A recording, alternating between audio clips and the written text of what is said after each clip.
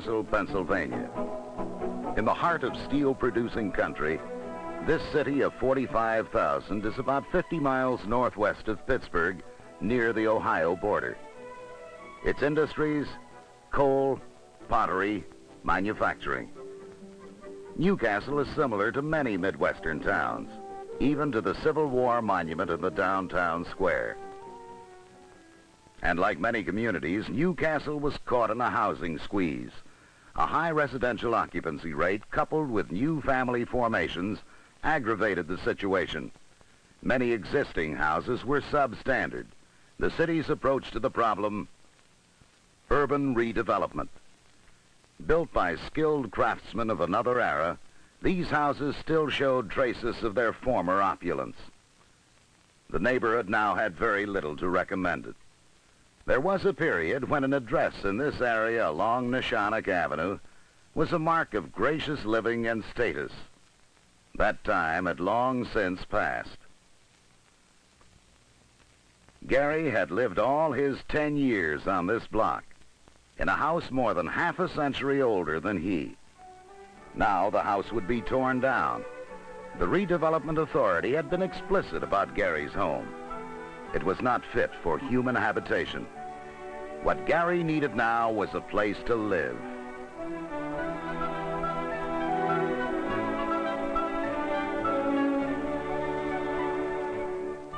He hadn't really noticed before that his house was in such poor condition.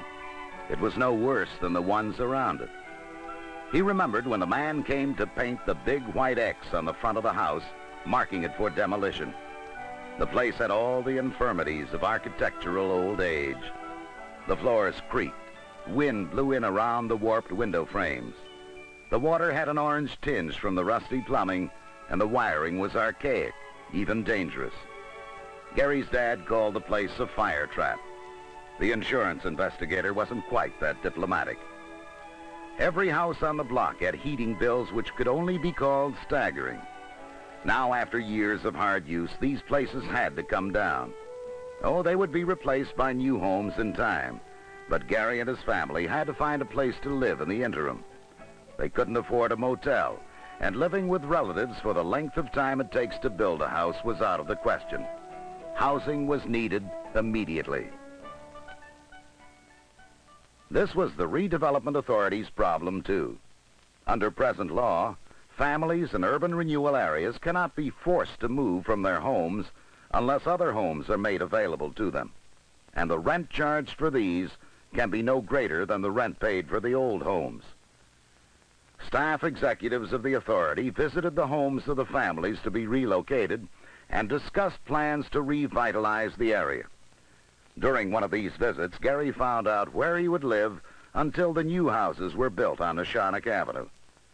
The city was going to put up manufactured houses to serve the families which would be temporarily displaced. At the Redevelopment Authority, plans had to be completed on specifications for the manufactured houses.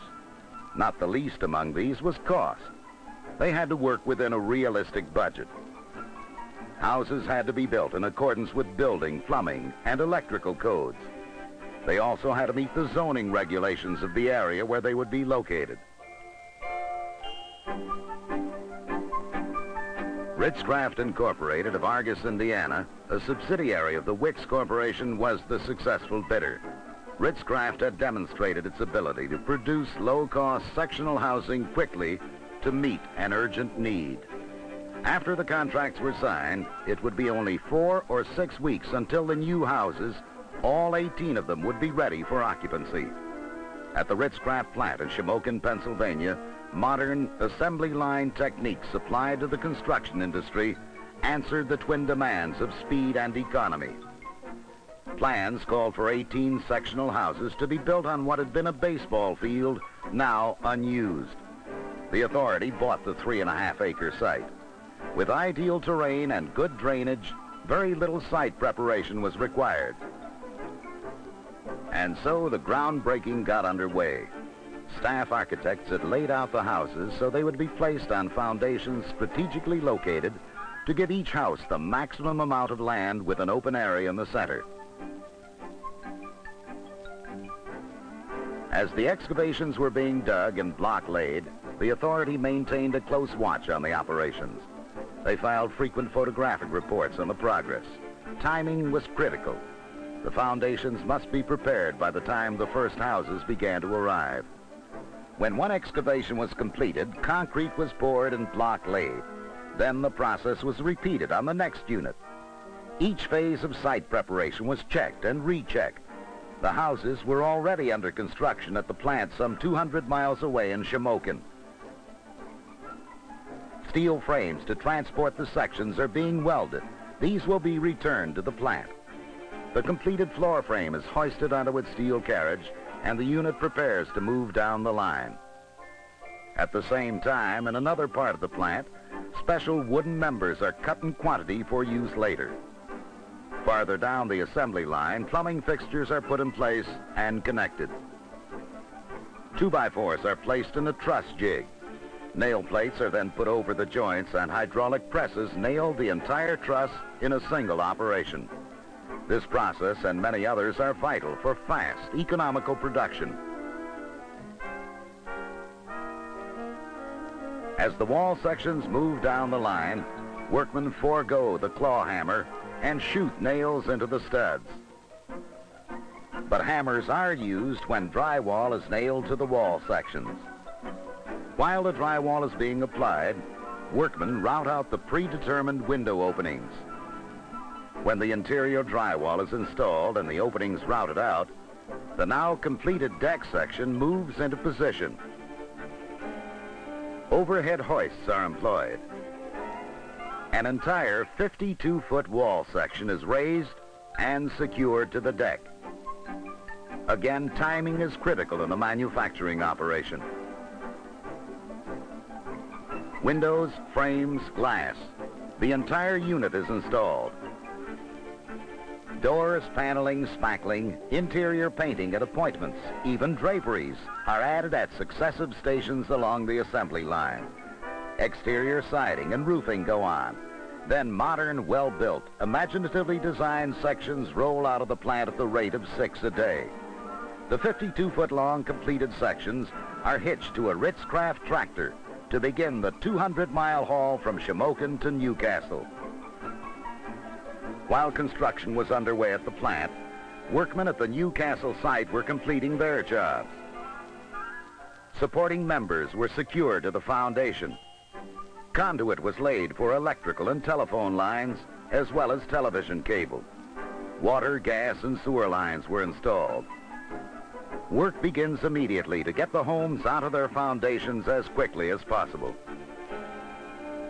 As soon as it arrives, this Ritz-Craft tractor is unhitched and returns to the plant for another section. Meanwhile, another tractor pulls the sections into position for the final move onto the foundation.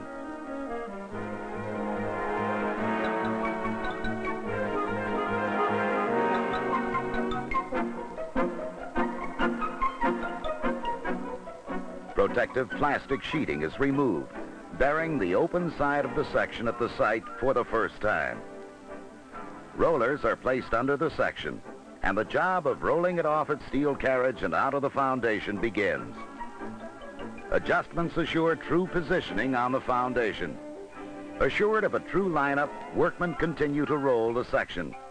With the first section in place, the rollers are removed, and it is permanently secured to the foundation.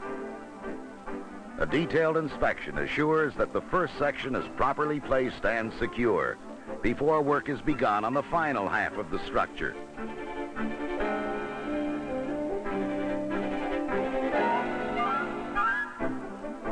Only then is the second section moved into position beside the foundation. Minor adjustments again assure the section is lined up.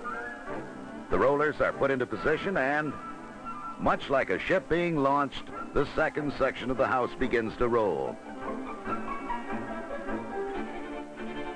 And the two sections are now joined for the first time. The second half is secured to the foundation and sealed at each end. Flashing is nailed over the seal. And the final panels of siding are nailed into place.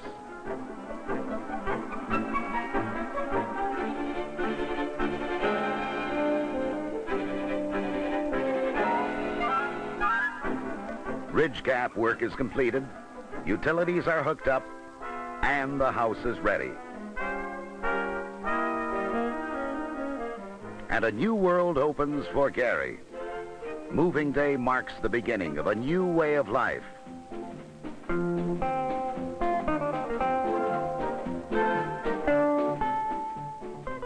Modern technology, imagination, and innovation, coupled with sophisticated manufacturing methods, have met a critical need. Houses such as Gary's are permanent structures which meet the temporary housing needs of relocated families. When Gary's house on Neshannock Avenue is completed, he and his family will return to a better life than the one they left there. Meanwhile, they can live with dignity in the Ritz-Craft manufactured house, which has all the advantages of conventionally built housing and the added feature of immediate availability. The 18 homes in Newcastle will be used to temporarily house displaced families until the urban redevelopment program is completed. They will then go to a non-profit group and be rented as housing for low-income families. A number of problems still face the manufactured housing industry. The wide disparity in building and zoning regulations makes standardization of the product troublesome.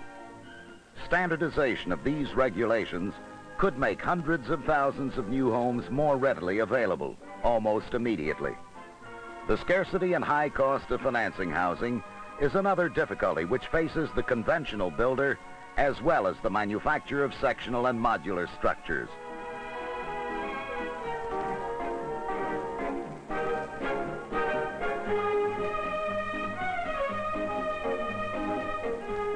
But a start has been made. Ritz-Craft and the City of Newcastle have proved that in manufactured housing, this is only the beginning.